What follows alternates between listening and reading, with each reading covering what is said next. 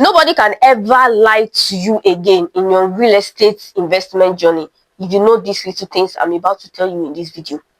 If you understand them, you can never be easy to be deceived or get scammed. So if you are only going to watch one real estate investing video, make it this one. And I want to be very clear from the beginning. The people who get scammed in real estate don't actually ignore advice. The truth is they don't just have access to the framework and knowledge structure that every investor must have. That's why they are easy to be misled, they are easy to pressure, and they are vulnerable to common real estate traps. Welcome again to my YouTube channel. I'm Bisola Whiteflower. I'm a real estate consultant in Lagos, Nigeria, and I help Nigerians at home and abroad to invest safely and confidently in the dynamic Nigerian real estate market. If you are not yet subscribed to my channel, you are really missing out. I promise you that you will learn a whole lot from this channel. And like I always say in my video, you are not just a buyer, you are an investor when you are dealing with real estate transactions. So subscribing to my channel is really going to do a whole lot of good. So please, and make sure you share the video as well to people you feel it might be useful to. And don't forget to like, because it gives me a signal that I'm doing great, and it's going to signal to the algorithm as well that this video is a great video, it's a valuable video, and it's going to show it to more people, and then more people get to learn, and then more people get to benefit. Let's come, right? And everybody will be happy. Now let's start with the first and most important foundation.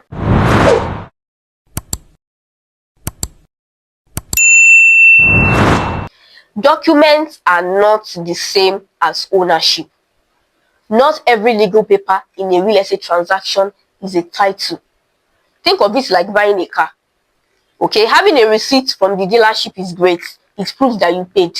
But it's the logbook or the change of ownership that the law actually cares about.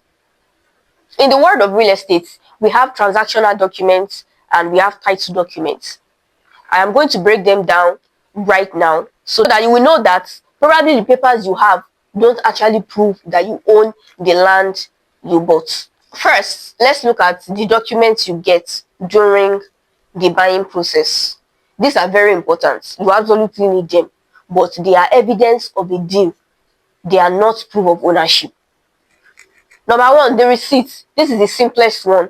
It is just a paper that says, I, the seller, have received so amount of money from you, the buyer. It proves a financial transaction has happened, but it doesn't give you any legal right to the land itself.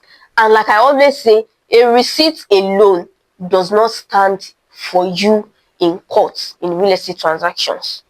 So take note, receipts, 1. 2, contracts of sale. This is also another transactional document. Think of it as the rule book of a deal. It lists the price, the date of payment, the promises the buyer and seller made to each other. More like, okay, I want to pay for 6 months, or I want to pay for 1 year. This is the amount I made as a deposit. After this deposit, this so time, I'll continue to pay. This what I'm going to get a deed of assignment after. So it is the roadmap of the transaction, but it doesn't transfer the land to you. Are we counting? So we have the receipt, the contract of sale, the survey. You need all these documents, right? But they are not legal title, they are transactional documents. That's what I'm trying to establish. So the survey is essential as a map. It shows boundaries, the size of the land, the coordinates. It tells the world where the land is. The fourth document is the deed of assignment. Now, this is the most confusing one. It is the document that shows the land has been handed over from the seller to you, while it is the most important paper in the envelope in the eyes of the law. Well, a deed that hasn't been registered with the government to make it a governor's consent is a private agreement, all right? It's a transfer document, but when the government stamps it, then they will call it a perfected title. I want to take note of this because I'm going to refer to it again when I get to governor's consent. So basically, a governor's consent is a deed of assignment that has been stamped by the governor. So a deed of assignment is a transactional document until it becomes stamped. When it becomes stamped, it becomes a title. A deed of assignment is very, very essential in any kind of transaction in real estate. Okay, a deed of assignment can stand for you in court. All right, but only a receipt cannot. Remember, I said it earlier. So I need you to, take note of all of this. Let me repeat it. I don't want you to get me wrong. You need every single one of these that I mentioned. All right, you need the receipts, you need the assignment, you need the contract of sale, you need the survey, because without them you can't even get a title. Okay, so these documents are your proof of purchase. They protect you if the seller tries to sell the same land to someone else, and they provide the paper trail, what the lawyers call the root of title, that you need to prove your claim. They are the foundation, but you don't want to stop at just the foundation. You want to build the whole house. So if those ones that I mentioned are not the titles, what is a title? A title is a document issued or recognized by the government that confirms that you are the legal owner or holder of that land. All right, so these are the big ones that we know. First we have the C of O, certificate of occupancy, the ultimate ID card for land. It's the document issued directly by the government, usually for 99 years, stating that you have the right to occupy the land. Okay, I've done several videos. I need you to check out the playlist. I'm going to leave the link in the comment section. Everything about documentation, due diligence that I have done in the past, I will leave them in the comment section. Just click on that playlist. Everything will show. You watch everything. After certificate of occupancy, C of O, we have the governor's consent. Remember, I said it the other time. So if the person selling land to you already has a C of O, the governor must sign off on the sale to you. That signature, the consent, is what makes your ownership legal. Without it, you are just holding a very expensive piece of paper. So basically, I mentioned it the other time, deed of assignment, right? You get it when you buy land from someone. All right, and that deed of assignment is not title. The land already has a C of O, so you are protected. So if you want to make that deed of assignment a title, you take it to get the governor's consent, you get the signature, then it becomes a governor's consent, so it becomes a title.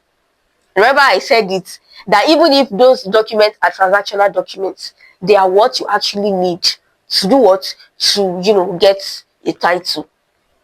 I don't know if I've not confused you.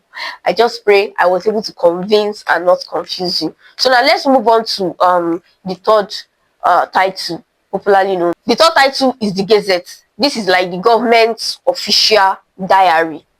If a piece of land is excised and recorded in the Gazette, it means the government has officially released its grip on that land and recognized it as belonging to a specific family or community. The bottom line is this: if your name isn't registered in the government land registry, you are a buyer, but you aren't yet a title holder. So make sure you take those receipts, surveys, deed of assignment, and go to extra mile to get your formal title. That's the only way you can truly sleep with both eyes. So your titles are essential, all right, just as the transactional documents.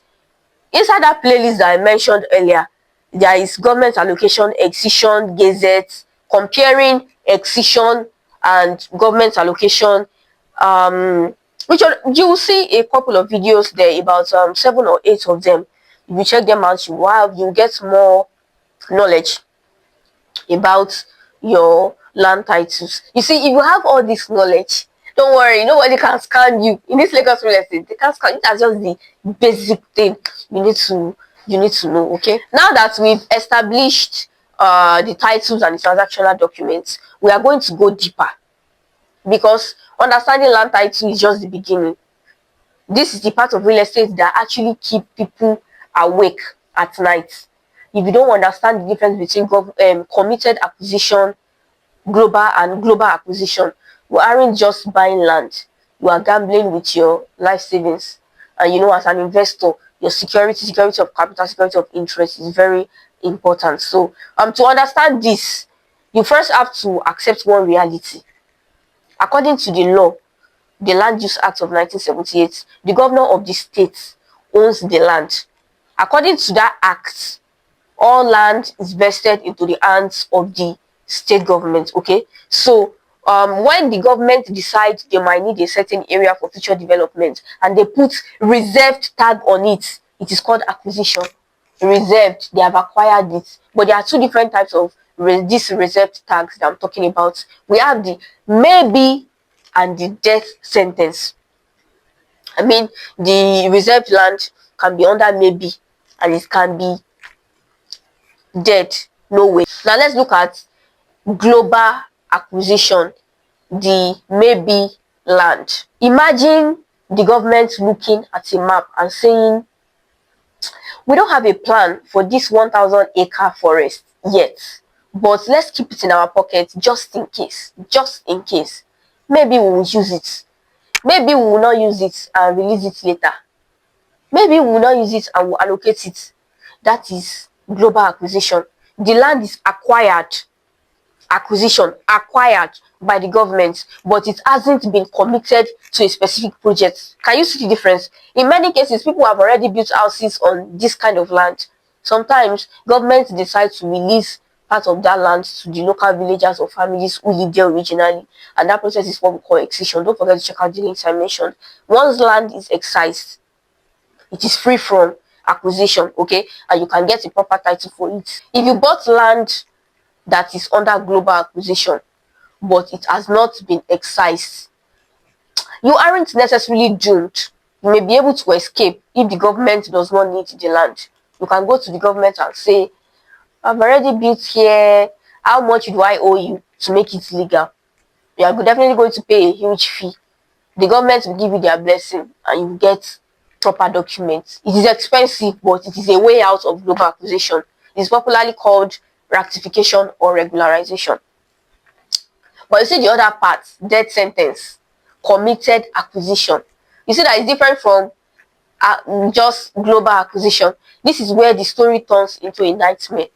In committed acquisition, the government is not just keeping the land in their pockets. They are not just, oh, maybe we need this, maybe we want this. They have already signed a contract to use it. They have looked at that same map and said, this exact strip of land is where the fourth mainland bridge is going to pass. This is where we are going to build the national hospital. This is where we want to put the new rail line. If you buy land that is committed, you have bought a property that technically does not exist for private use. There is no such thing as ratification or regularization for committed land. You cannot pay your way out of it. The government will not move a multi-billion-dollar highway project just because you built a 4-bedroom bungalow in the way. I'm sorry, am I being too harsh with this? So one morning, you will see a red X on your wall. A few days later, the bulldozers will arrive because the land was committed before you even bought it. So the law is basically telling you that you were trespassing on government property, or this government, is for public use. Therefore, the government does not owe you a single penny in compensation for your demolished house. How can you know the difference between the two, global acquisition and committed acquisition? You cannot tell the difference between these two just by looking at the soil or looking at the trees. And you cannot even tell by looking at the seller's face. Oh, the land is free. Ah, no, there is nothing on it. Don't let them lie to you. The seller will always tell you the land is free. The only way to know the truth is through a land information search at the Surveyor General's office or the land registry. Okay, when you take the coordinates of the land from the survey plan to the government, they will give you a report.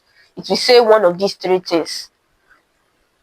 The land is free, meaning you are safe to proceed, or the land is under global acquisition. You need to start asking, if they tell you this one, you need to start asking how much for ratification. Or is there an excision that can be processed? Okay, or the third thing they can tell you is it is committed. So when you hear committed, please just turn around and run as fast as you can without looking back. I'm basically telling you, think of global acquisition like a yellow light at a traffic stop. You can move, but you have to be very careful and expect to pay a price. Think of committed acquisition like red lights.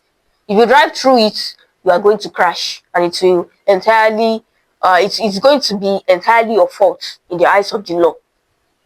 Okay, so before you pay for a plot, find out if that land is committed.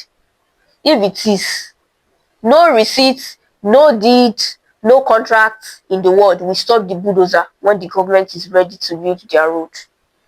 Okay, so on the issue of this global acquisition and committed acquisition, trust me, so far I see anything acquisition, I always discourage people. You can apply for excision. Excision has not been, there are so many excisions pending right now in Lagos State. Government is very strict with land now. You know why? I think I explained something like this in a video that I posted earlier this year about getting a land information certificate. Okay, when I was saying this, I talked about how land is becoming scarce. Land is becoming scarce. There is overpopulation. You know, these are facts. These are just basic economics. Okay, so because of that, the way government is on land right now, there are so many pending excisions. There are many excisions that will eventually be rejected. So anytime I see acquisition, whether it's just a government acquisition or it's just, I don't care. I don't want to see acquisition. I want to see free, totally free from all government encumbrance, any known encumbrance. That's my own target. So now I want you to step back for a moment and look at everything I just explained in this video. This is not just real estate information. It is a framework, a way of thinking that separates people who are guessing in real estate from people who are actually protected in that real estate. And if you take nothing else from this video, take this. Real estate scams don't usually happen because the land is fake. They happen because the buyer didn't understand what they were actually buying, what documents actually mean, and what risks were already sitting inside the system before they even paid. I get booked for consultation a lot, and I see many of these loopholes. Every time I come out to address a topic, know that something inspired me to create that video. Once you understand how titles work and you know what to do, you know what to accept, you know what you are buying, you know what to ask for, you stop being an easy target. Not because the market changes, but because you change how you see the market. And that is the real goal of this video. So don't just watch this video once and move on. You watch it, save it for later, break it down, and share it with one person who you would also like to save from real estate scams. And if this video gave you any form of clarity, then you have joined the queue of those who understand certain things most people in real estate will never take the time to explain properly. You are no longer just a buyer. You are becoming an informed investor. And in this space, this is the difference between losing money and building wealth safely. I remain Bisola Whiteflower. Subscribe to my channel and I'll see you around. Happy investing.